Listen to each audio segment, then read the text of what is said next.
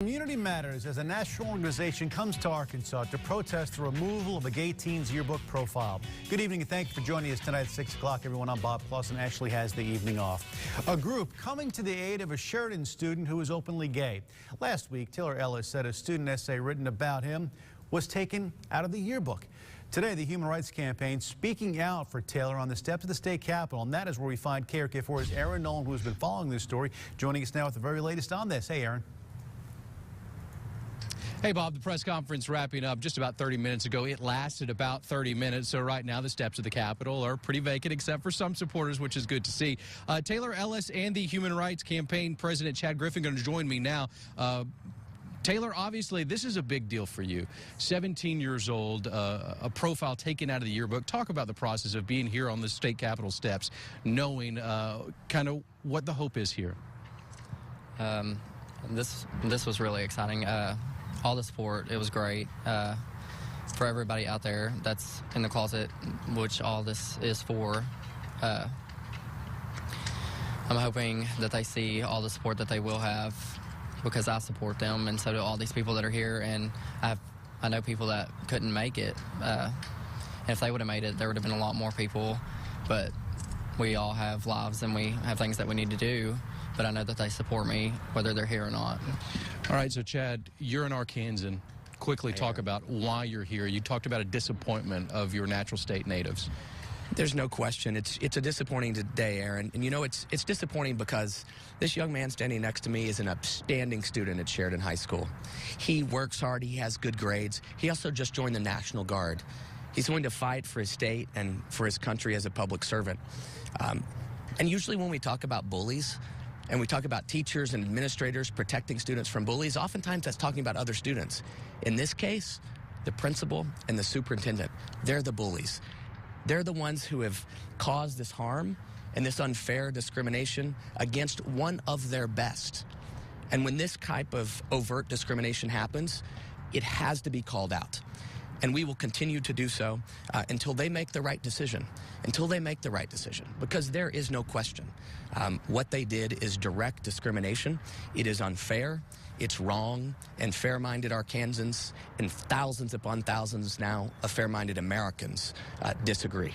It is a story that's gone national, Chad. Thank you so much. Taylor, thank you so much. We'll have more on the rally itself a little bit later on tonight. But I do want to read a statement. The Sheridan superintendent releasing a statement. This is the first time that we've heard from her. Dr. Brenda Haynes saying, quote, "We have reviewed state law, court cases, and our own policies. It is clear that the adults who have the responsibility for the operation of the district have the obligation to make decisions for which are consistent with the mission of our school. We have done so," end quote. Again, coming up tonight at 10 right here on KARK4, we're going to have more information about this rally, including the complete report, the complete statement from Dr. Brenda Haynes of the Sheridan School District. Live from the state capitol, Aaron Nolan, KARK4 News. Aaron, thank you very much. And at the state capitol, legislators head back to that building for one final day. But it's not all ceremony. KARK4's David Goins live with more on a push to override a veto from the governor. David.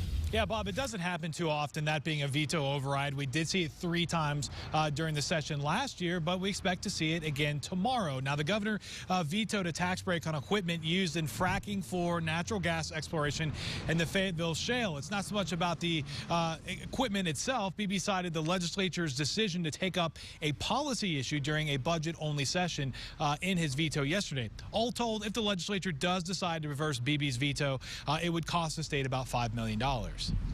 I'm hoping that we'll be able to override the veto. I think it just makes sense to do it. DFA, I mean, we hadn't been charging the sales tax on the sand, and then all of a sudden DFA started to charge it on there.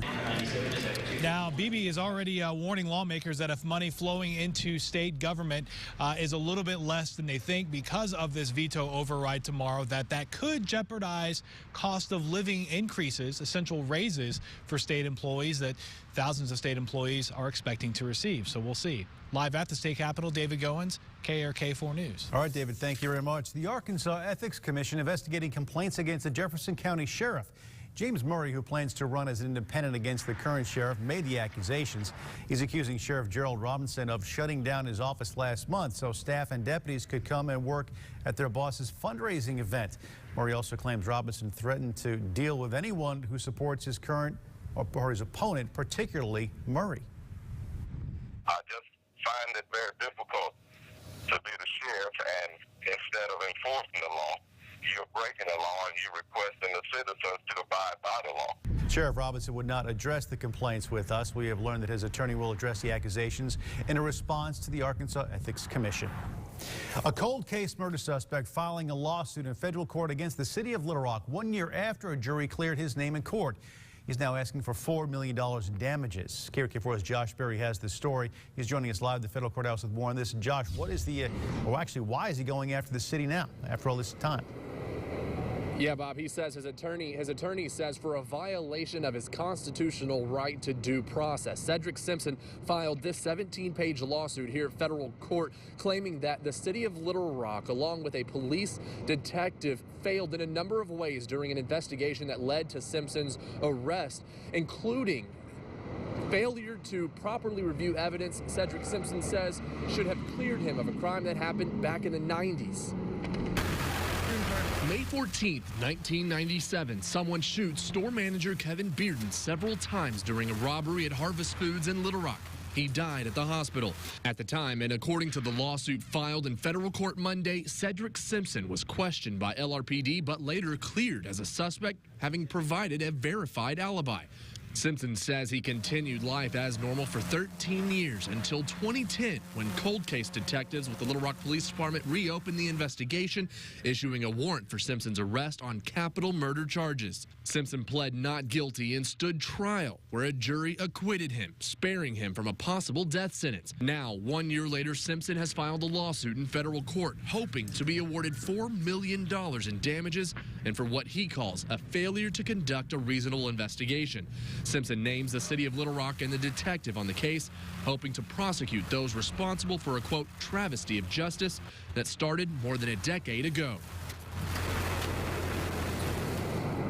And I spoke with Little Rock City Attorney, who says that he hasn't had a chance to completely review this lawsuit, but will as soon as possible. He did tell me that it's a sad day in criminal justice when someone feels they can file a lawsuit for simply being charged. Simpson was never convicted.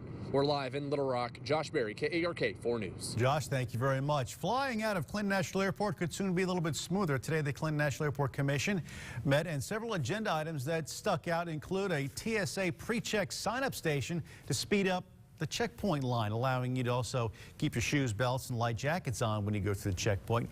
Airport officials say passenger traffic was down 7% for the month of February, and they say more than likely weather was the culprit there for the drop. And Clinton National could also soon be adding another place to dine while you're there. A Chili's has been talked about. The Arkansas National Guard celebrating a milestone, 10-year anniversary of deployment to Iraq. The 39th Infantry Brigade will be holding its reunion in Little Rock March 22nd for the anniversary of the 2004 deployment in support of Operation Iraqi Freedom. The mission began in 2004, overseeing areas in Baghdad and Taji. The brigade combined soldiers from Arkansas and Oregon and several other states. 33 soldiers died during deployment, 16 of them from Arkansas. A leaky faucet is more than just a little bit annoying, but it can cost you money, a lot of money. And today's Community Matters, more on a Central Arkansas program that's helping seniors on a fixed income fix their plumbing problems. And we had another chilly start to the day today. Here in Little Rock, we started your Tuesday at 32 degrees, but jumped 35 degrees this afternoon to a high of 67. Got a couple of cold fronts in the forecast. We'll let you know what they mean for your outdoor plans in just a couple minutes. From the station that brings you local news that matters, this is KARK 4 News at 6 in high definition. With Bob Clausen, Ashley Katz, Chief Meteorologist Keith Monahan, and Aaron Peters with your Razorback Nation report.